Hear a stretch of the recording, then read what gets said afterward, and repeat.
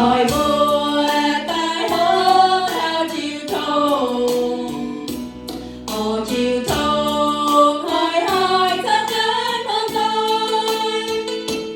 Chào tôi yêu dễ thắm siêu chỉ đường, chiều thu sẽ yên như ta kinh trên hải. Và chiều thu nơi kia hãy câu từ điển, gió nhiều muôn đông mùa mới nắng khăn đông.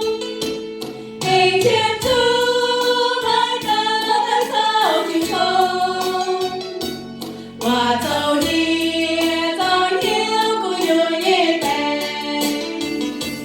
Chiều thông sẽ mãi là nhớ yêu thương tình.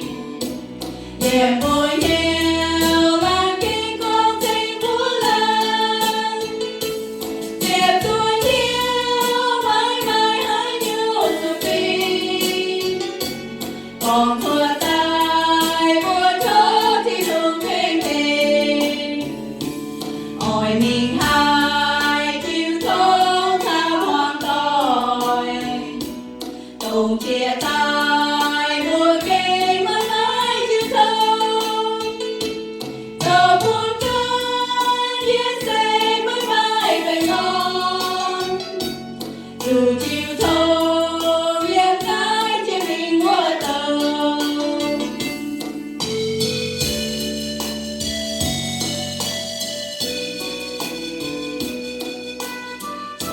Chiều thông sẽ mãi lệch nhau, mùa đều khuất dịch. Em quên hiếu lan kê ngói bóng rể mùa lan.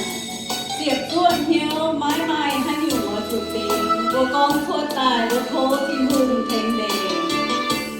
Chiều thông sẽ mãi là nhớ về yêu thương tình.